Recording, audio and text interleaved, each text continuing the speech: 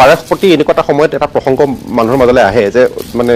আপোনাৰ অপৰাধীৰ কোনো ধৰ্ম নাই সঁচা কথা নিশ্চিতভাৱে যে অপৰাধীৰ কোনো ধৰ্ম নাই কিন্তু কথাটো হ'ল কি জনসংখ্যাৰ ফালৰ পৰা তুলনামূলকভাৱে যদি অপৰাধীৰ সংখ্যাটো চোৱা যায় তেতিয়া সেই অপৰাধীৰ সংখ্যা কিন্তু আটাইতকৈ বেছি মুছলমান সমাজত আৰু সেই যিটো মুছলমান সমাজৰ অপৰাধীৰ সংখ্যা বেছি সেই ক্ষেত্ৰত সাধাৰণতে পমুৱা মুছলমান বা যিসকল আমি সন্দেহযুক্ত নাগৰিক বুলি কওঁ যিসকল শিক্ষা দীক্ষাৰ পৰা বহু পিছ পৰি আছে সেই মানুহখিনিয়ে বেছি জড়িত থকাৰ বিভিন্ন সময়ত উমান পোৱা যায় কিন্তু কালিৰ ঘটনাটো এনেকুৱা ঘটনা ঘটিছে তথাপিতো কালিৰ ঘটনাটো বিশেষকৈ গৰিয়া সম্প্ৰদায়ৰ এগৰাকী যুৱক জড়িত হৈ আছে সেই কথাটোৱে আমাৰ থলুৱা যিসকল আমাৰ খিলঞ্জীয়া মুছলমান আছে তেখেতলোককো বিষয়টোৰ লগত সাঙুৰি পেলাইছে আৰু এই কথাটোৱে গোটেই বিষয়টোক ধৰ্মগত এক এংগুললৈ লৈ গৈছে যে মুছলমানসকলৰ মাজত অপৰাধ প্ৰৱণতাটো বেছি ইয়াৰ কাৰণসমূহ কি কি ইয়াৰ কাৰণসমূহ যদি আপুনি বিভিন্ন সময়ত যায় ইয়াৰ কাৰণসমূহৰ কাৰণে কিন্তু সমগ্ৰ মুছলমান সমাজখন যিসকল ব্যক্তিয়ে যিসমূহ সংগঠনে যিসকল গুৰি ধৰোতাই মুছলমান সমাজখনক নেতৃত্ব দি আহিছে বিভিন্ন সময়ত সেই মুছলমান সমাজখনৰ প্ৰত্যেকজন ব্যক্তিয়ে ইয়াৰ কাৰণে দায়ী আপুনি কালি আমাৰ বিশিষ্ট জ্যেষ্ঠ সাংবাদিক মনোজ গোস্বামী ডাঙৰীয়া এটা খুব সুন্দৰ পোষ্ট দিছিল সেই পোষ্টটোৰ আলম লৈ মই এটা কথা ক'ব বিচাৰিছোঁ যে আমাৰ হিন্দু সমাজখনতো বা অন্যান্য সমাজবিলাকতো এনেকুৱা কুসংস্কাৰ অন্ধবিশ্বাসেৰে ভৰি আছিল এটা সময়ত এনেকুৱা নহয় যে মুছলমান সমাজখনতে কিবা এটা বেয়া ঘটনা চলি আছে কিন্তু কালক্ৰমত বিভিন্ন ধৰণৰ বিভিন্নজন মনীষীৰ প্ৰচেষ্টাত সেই ঘটনাবিলাক লাহে লাহে লাহে লাহে ৰিফৰ্ম হৈ আহি সমাজবিলাকে অত্যন্ত বেছি প্ৰগতিশীল চিন্তাৰ এক সংস্কাৰমুখী যাত্ৰা আৰম্ভ কৰিবলৈ ধৰিলে আৰু কালক্ৰমত আহি আহি অন্য ধৰ্মৰ সমাজবিলাক সেই সমাজবিলাক এক প্ৰগতিশীল আৰু এক সংস্কাৰ মুক্তি যাত্ৰাৰ পথেৰে তেওঁলোক আগবাঢ়ি গ'ল কিন্তু মুছলমান সমাজখনতো আপুনি আচৰিত হ'ব যিসকল লোকে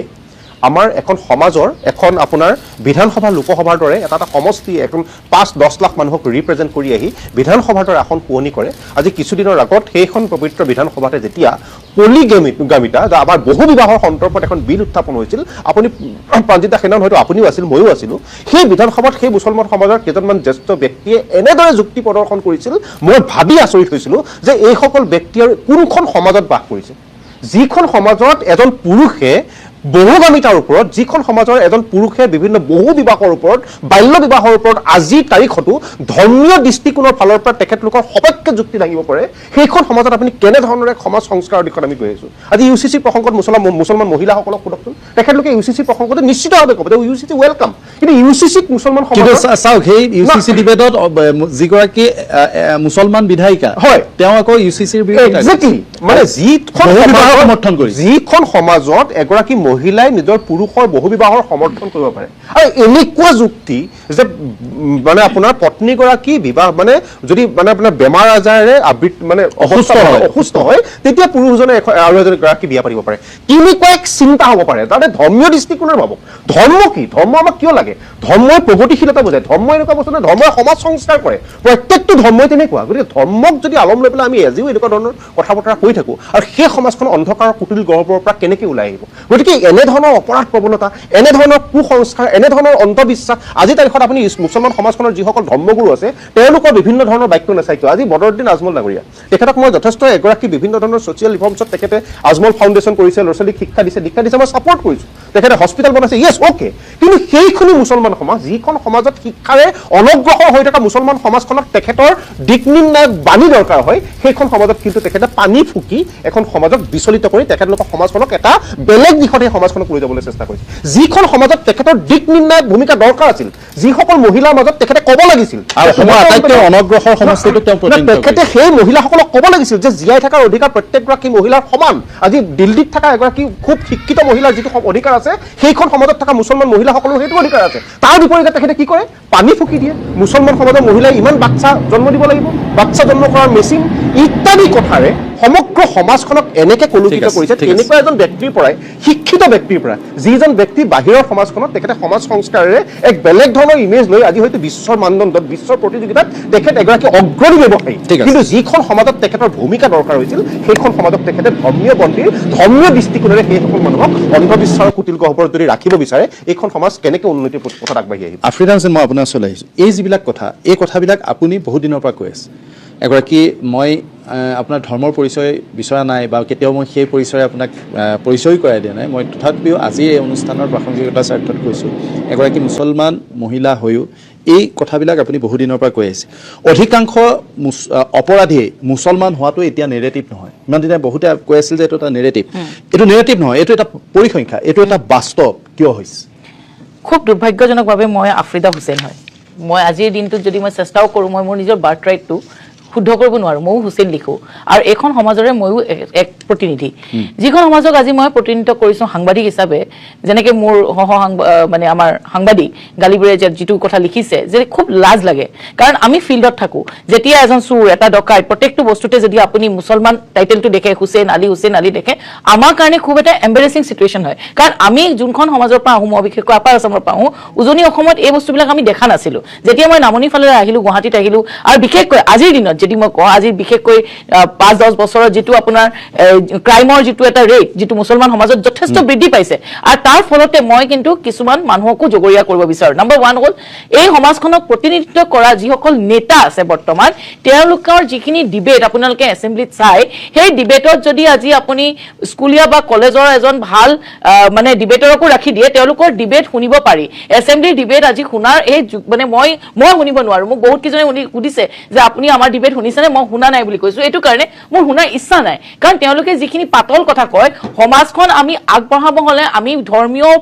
ধৰ্মৰ আমাৰ যিখিনি কিছুমান নীতিগতভাৱে কিছুমান আছে মই নকওঁ কিন্তু সেইখিনিৰ পৰা আমি ওলাই গৈ এখন ভাল সমাজ আমি এখন ইনক্লুসিভ সোসাইটিত থাকিব লাগিব আমি হিন্দু মুছলমান সকলো জাতি জনগোষ্ঠী আমি একেলগে থাকিব পৰা এটা পৰিৱেশ ক্ৰিয়েট কৰিব কাৰণে আমাৰ বিশেষকৈ প্ৰতিনিধিসকল প্ৰথম দায়িত্ব সেকেন্ড হল আমাৰ আপোনাৰ কালি এটা পোষ্ট দেখিলো যে মুছলমান সমাজে ঈশ্বৰ চন্দ্ৰ বিদ্যাসাগৰ বা ৰাজা ৰামমোহন ৰায় উলিয়াব নোৱাৰিলে হয় দুৰ্ভাগ্যজনক উলিয়াব নাই পৰা কাৰণ আমাৰ মুছলমান সমাজৰ বহু যিখিনি পুঁজিপতি আছে আপোনাৰ বদৰুদ্দিন আজমল ডাঙৰীয়াৰ পৰা আদি কৰি বহু আমাৰ লোক মুছলমান সমাজৰ তেওঁলোকে পুঁজিপতি লোক আছে কিন্তু তেওঁলোকে অকল কেতিয়া তেওঁলোকৰ এক্টিভিটি বিলাক ষ্টাৰ্ট হয় যেতিয়া আপোনাৰ ইলেকশ্যনটো আহে কেণ্ডিডেট কাক দিব তেওঁলোকৰ প্ৰজেক্টেড ক্যান্ডিডেট কোন হ'ব কোনটো ইলেকশ্যনত কাক ৰিপ্ৰেজেন্ট কৰিব সেইবিলাকত তেওঁলোকে দৌৰিবলৈ আৰু তেওঁলোকে ভাবে যে আমি এছেম্বলিটো কন্ট্ৰোল কৰিব লাগে বা এমপি ইলেকশ্যনটো কন্ট্ৰোল কৰিব লাগে কিন্তু সমাজখনৰ আজি যিটো অৱস্থা তেওঁলোকে আজি যদি এৱেৰনেছ কেম্পেইন কৰিলেহেঁতেন মানুহৰ মাজত আজি ঘুমাই গ'লহেঁতেন এই যিটো ড্ৰাগছৰ ক্ষেত্ৰতে কওক সাংঘাতিকভাৱে বৃদ্ধি পাইছে আপুনি এই বেলেগ নালাগে ঢিং সমষ্টিতে যাওক ঢিঙত আপোনাৰ যিজন এমএলএ আছে মেহবুব মুক্তাৰ তেওঁ নিজে মোক আজি ৰাতিপুৱা কৈছে যে আমাৰ সমষ্টিটোতে আফ্ৰিদাবাদ বহুত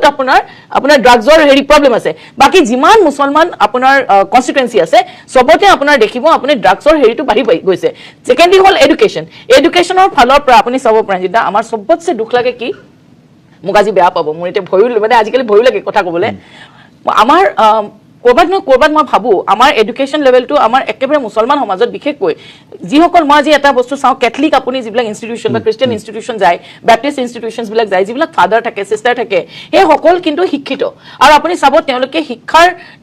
দ্বাৰা তেওঁলোকে যিটো এটা খ্ৰীষ্টিয়ান ধৰ্মটো আমি এতিয়া মোৰ ল'ৰা ডন বস্কোত পাবৰ কাৰণে আমি কষ্ট কৰিছিলো কাৰণ তেওঁলোকৰ শিক্ষাটো ভাল আৰু তেওঁলোকৰ যিসকল ধৰ্মীয় গুৰু আছে তেওঁলোকো শিক্ষিত আনফৰ্চুনেটলি আমাৰ সমাজখনত বিশেষকৈ আমাৰ যিসকল এতিয়া চাব আপুনি আমাৰ জুনাব বা আমাৰ মৌলবীসকল তেওঁলোকৰ কিছু সংখ্যক কিন্তু পঢ়া যেনেকৈ আমাৰ হাফিজ ৰছিদ চৌধুৰী তেখেত হাফিজ হয় কিন্তু তেওঁ শিক্ষিত হাফিজ ৰফিকুল ইছলাম তেওঁ শিক্ষিত হয় তেনেকৈ যদি প্ৰত্যেকজন আমাৰ মৌলবী বা আমাৰ জামাতৰ মেইনলি আমাৰ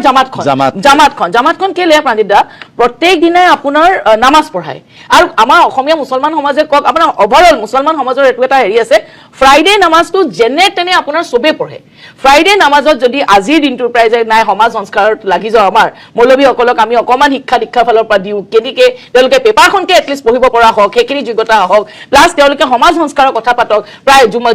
জুম্মাৰ দিনাখন জুম্মাৰ নামাজৰ আগত বা জুম্মাৰ নামাজৰ পাছত যদি এডুকেশ্যনৰ কথা পাতে ড্ৰাগছৰ কথা পাতে সেই অঞ্চলটোত যদি কোনোবা বেয়া ল'ৰা এই যেনেকৈ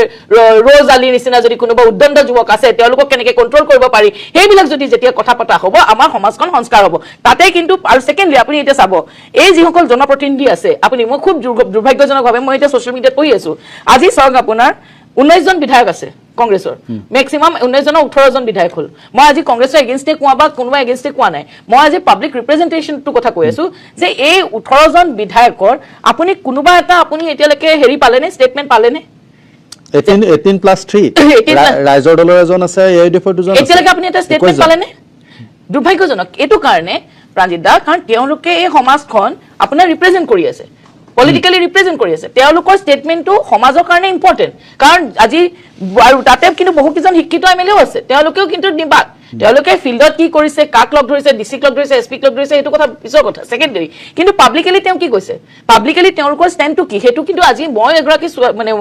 সাংবাদিক হিচাপে ময়ো জানিব বিচাৰোঁ ছেকেণ্ডলি মই আপোনাক কওঁ যে আমাৰ আজি যিখন মুছলমান সমাজ হয় আমাৰ এতিয়া নিজক চেল্ফ ইভালুৱেট কৰিবলৈ হৈছে এতিয়া এটা কথা হয় যে কোনো ক্ৰিমিনেলৰ কিন্তু কোনো জাতি নাই ৰ'জ আলী যিখন গাঁৱত বিলং কৰে তাত কিন্তু মই আজি নিজেও এছ পিৰ লগত কথা পাতিছোঁ তেওঁ কৈছে বাকীখিনি মানুহ চব ভাল ক্ৰিমিনেল এটা ছ'চাইটিত ধৰ্ম যি ধৰ্মৰে নহয় আপোনাৰ মাজুলীত দেখিছেনে মাজুলী ঘটনাত আপোনাৰ সেইটোতো মুছলমান লোক নহয় তো ধৰ্মৰ ক্ষেত্ৰতে এই বস্তুটো অকণমান খুব বেয়া লাগে মুছলমান হ'লেই মানে বস্তুটো অকণমান কমিউনেলাইজ হৈ যায় কিন্তু মাজুলীৰ ঘটনাটো মাজুলীতো একেটাই 4জন মানুহে ৰেপ কৰিছে কিন্তু সেই বস্তুটোক আমি উত্থাপন কৰা নাই কিন্তু মই ভাবোঁ যে সেইটো বস্তু কমিউনেলাইজ নকৰি ছ'চাইটিখন আমি কেনেকৈ ইনক্লুচিভনেছত ৰাখিব পাৰি বাতৰি মাজুলী ঘটনাটো হৈছে মই আপোনাক ক্লেৰিফাই কৰি দিব বিচাৰিছোঁ কিন্তু মই জ্যেষ্ঠ আৰক্ষীৰ লগত কথাও পাতিছিলোঁ মাজুলীৰ যিটো FIR মাজুলী যিখন FIR-খনত প্ৰব্লেম আছে এইটো আইনগতভাৱে ভূঞা ডাঙৰীয়াই হয়তো ক'ব পাৰিব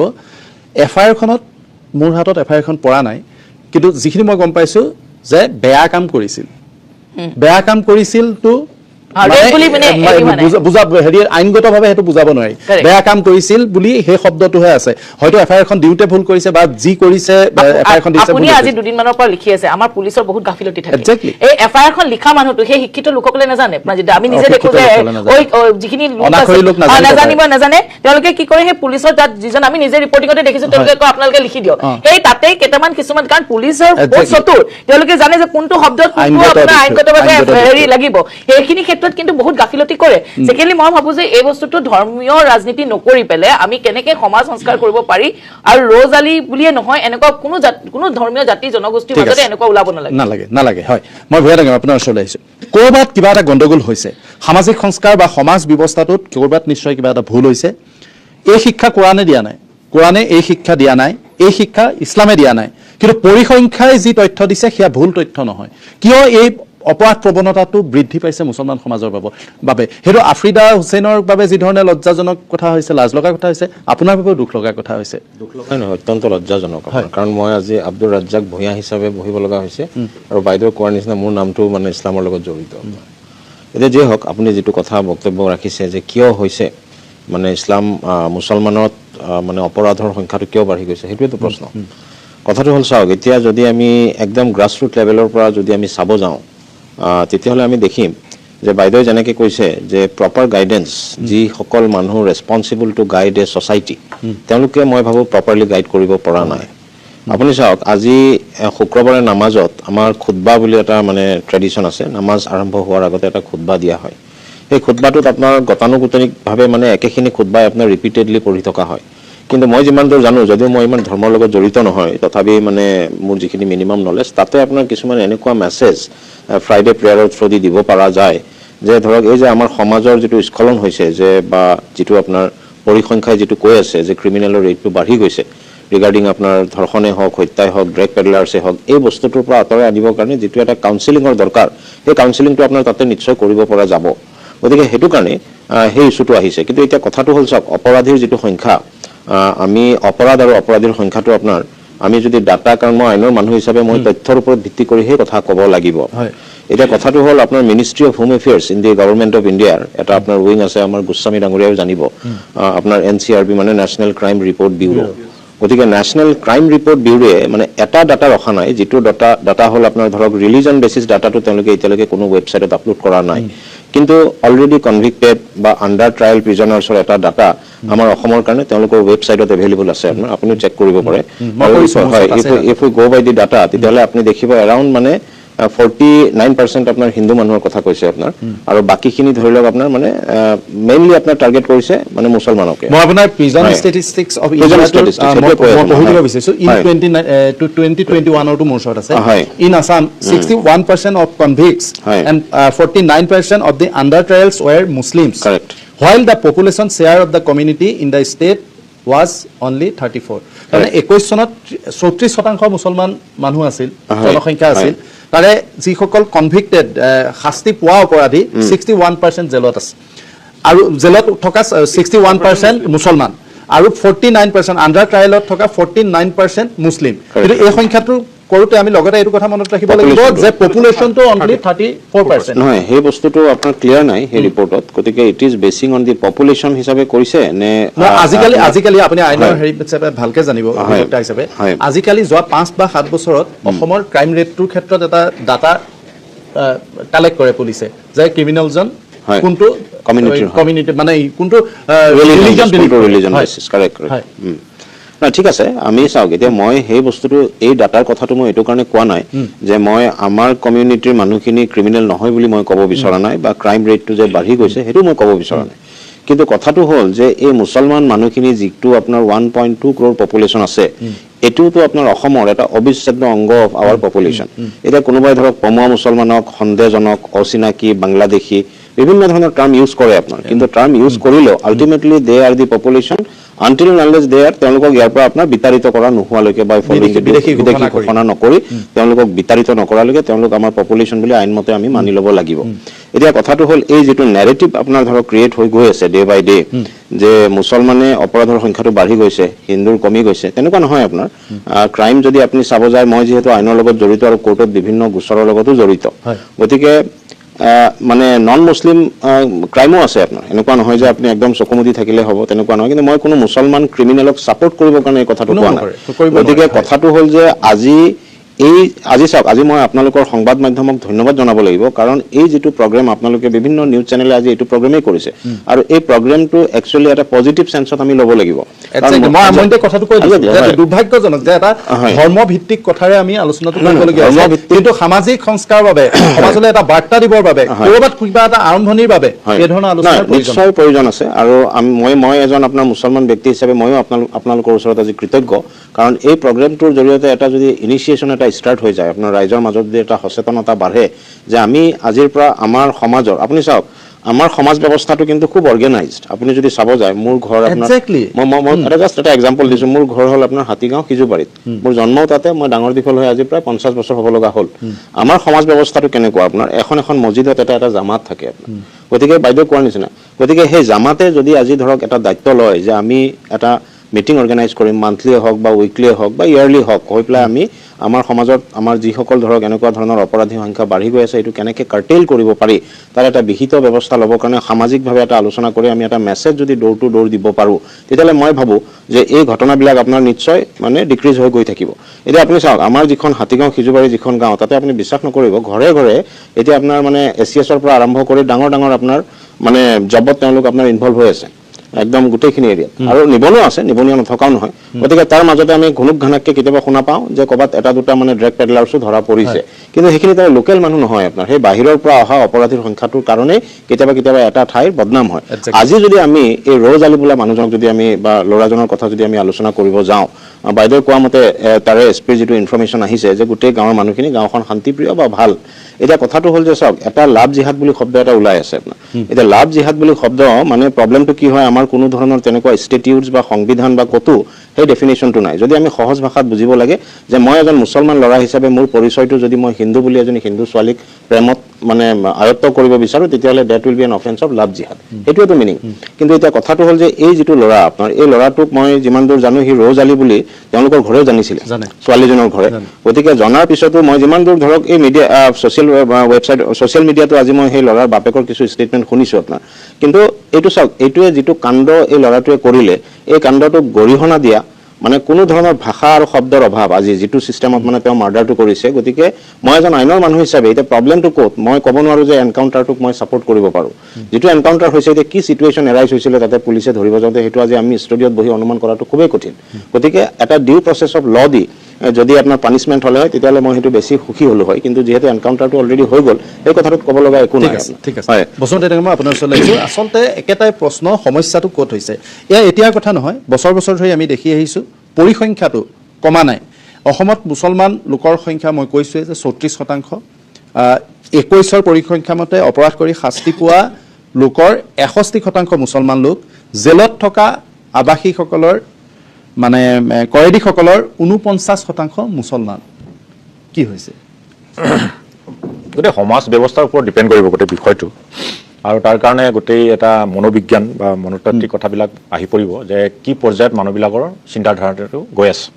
তাৰ কাৰণে সংস্কাৰ কৰিবৰ কাৰণে বিভিন্ন ধৰ্মৰ বিভিন্ন প্ৰথা আছে ধৰি লওক এতিয়া ইতিমধ্যে আমাৰ আফ্ৰিদা বাইদেউ কৈছে যে ৰাজা ৰাম মোহন ৰায় যিটো সতী দাহ প্ৰথাটো বন্ধ কৰিছিল আকৌ এইফালে মানে ঈশ্বৰচন্দ্ৰ বিদ্যাসাগৰ তেওঁ মানে মানে আমাৰ বিধৱাসকলক পুনৰ বিবাহ তেনেকুৱা ধৰণৰ বহুত মানে প্ৰথা বন্ধ কৰাই এটা ৰেভলিউশ্যন এটা আনিছিল বা এটা সামাজিক ছ'চিয়েল সংস্কাৰ। ৰিফৰ্মেশ্যন এটা আনিছে, সামাজিক সংস্কাৰ আনিছে। কিন্তু ইছলামত মই ইছলামতো নাই বুলি নকওঁ। ইউছুফজাই মালালা যিটো নবেল পাইছে, পাকিস্তানৰ এগৰাকী ছোৱালী 14 বছৰ বয়সতে পাইছে, তেওঁ খুব চেষ্টা কৰিছিল। কিন্তু তেওঁকে যিটো ধৰ্মীয়ভাৱে উন্মাদনা থকা উগ্ৰবাদী তেওঁলোকে তেখেতক আক্ৰমণ কৰিছিল, যাৰ কাৰণে তেওঁ দেশ এৰি তেওঁ লণ্ডনৰ নাগৰিক হ'বলগীয়া বাধ্য হৈছিল। এই কথাটো আপোনালোকে সকলোৱে জানে। এতিয়া এইবিলাক কথা যদি আমি চাবলৈ যাওঁ, বিশেষকৈ মই আন দেশৰ কথা ক'বলৈ নাযাওঁ, যদি আন দেশৰ তুলনাত যদি আমি ভাৰতৰ তুলনাত যদি আমি অসমক যদি আমি কম্পেৰিজনত যদি আহোঁ, তেতিয়াহ'লে এই পমুৱা মুছলমানসকলৰ যিটো তেওঁলোকৰ উন্মাদনা, তেওঁলোকৰ মানে গাঁৱে ভূঞে যিবিলাক তেওঁলোকৰ মানে সমাজ ব্যৱস্থা, এইবিলাক দেখিলে অলপ ভয়াৱহ এটা মানে পৰিৱেশ সৃষ্টি হৈছে, নোহোৱা নহয়। আৰু সেইটো নিশ্চয় হৈছে, সমগ্ৰ অসমত নিশ্চয় হৈছে। আৰু আটাইতকৈ ডাঙৰ কথাটো হ'ল তেওঁলোকে বহুত কৰ্মজীৱী, সেইটো আপুনি মানি ল'ব লাগিব। কিন্তু কৰ্মটোৰ লগত তেওঁলোকে ধৰ্মটো মানে, কিন্তু এই যে মানে যিবিলাক ধৰ্মৰ সেই শিক্ষাটো দিয়া নাই, সেইটো লৈছে। নাই, সেই মানে যিবিলাক ক্ৰিমিনেল যিবিলাক মানে যিবিলাক কাম কাজ কৰে, যিবিলাক মানে অপৰাধমূলক যিবিলাক কাম কাজ কৰে, সেইটোৰ পৰা কিন্তু তেওঁলোকে একদম আঁতৰি অহা নাই আজিলৈকে। যে ক'ৰবাৰ ঘৰত যদি কাম কৰিছে, ভালকে কাম কৰিছে, ভালকে চুৰ কৰিছে, তেনেকুৱা ধৰণৰ হৈছে। ভালকে ক'ৰবাত আপোনাৰ ভালকে ধৰ্মটো পালন কৰিছে, মছজিদৰ প্ৰতি শুকুৰবাৰে গৈছে, নামাজ পঢ়িছে, জামাতত অংশগ্ৰহণ কৰিছে, কিন্তু এই মানুহজনে আকৌ ব্যাপকভাৱে ড্ৰাগছৰ পেডলাৰত অংশগ্ৰহণ কৰিছে। এইবিলাক হৈ আছে। গতিকে নিশ্চিতভাৱে এটা সমাজ সংস্কাৰৰ কাৰণে কাম কৰিব লাগিব। তাৰ কাৰণে মই ধৰ্মগুৰুসকলো যথেষ্ট দায়িত্ব আছে। ধৰ্মটোক অকল কেৱল গোলামীটো শিকালে নহ'ব। যে হজৰত মহম্মদে কি কৈছিল, মেছেঞ্জাৰ অফ গড বুলি কোৱা যায় যাক, তেওঁ নিজে মিঠা নাখায়, আনক মিঠা খাবলৈ তেওঁ মানা কৰিছিল। তাৰপিছত বিভিন্ন ধৰণৰ তেওঁ যিবিলাক তেওঁ মানে মানুহক সংস্কাৰ কৰিবৰ কাৰণে কি নিয়ম নীতি থাকিব লাগে, ইছলামিকসকলে সকলোৱে জানে। কিন্তু আজি আপুনি চাব, তুলনামূলকভাৱে মই সেইকাৰণে কৈছোঁ যে যদি ক্ৰাইম ৰেটত যদি গোটেই ইণ্টাৰনেশ্যনেল লেভেলত আমি যদি চাবলৈ যাওঁ, চাউদি আৰবত আপুনি এইটো ক্ৰাইম ৰেট নাপায়, কাটাৰত আপুনি নাপায়, আপুনি আৰবত নাপায়, এই মানে কি কয় এইটো UAE নাপায়, বা ব্ৰুনিত নাপায়, বা আপোনাৰ যিটো আছে এইটো তুৰ্কী, এইবিলাকত আপোনাক কম পাব। কিন্তু বাকী তেওঁলোকৰ ধৰ্মৰ য'ত উন্মাদনাত লৈ তেওঁলোকে যিবিলাক কাম কাজ কৰি আছে, তাতে হিংসা বেছি হৈছে। যদি আপুনি ইৰাকৰ কথাই কওক, পাকিস্তানৰ কথাই হওক, আফগানিস্তানৰ কথাই হওক,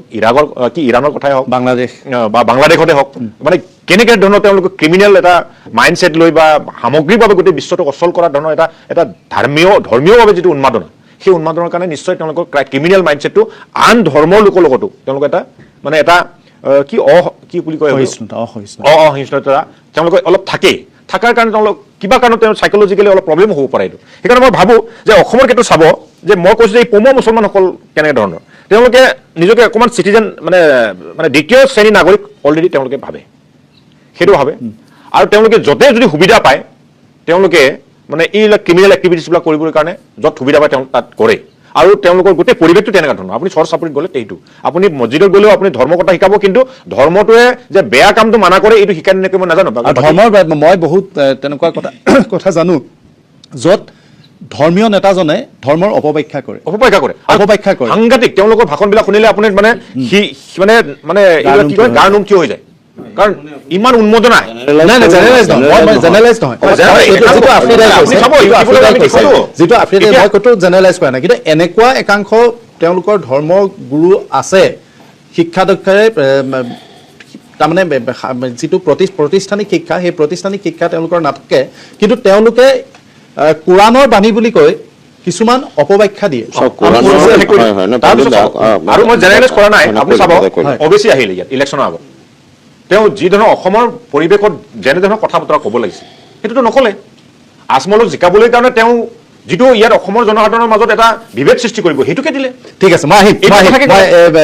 এটা বিৰতি লৈ লৈছোঁ।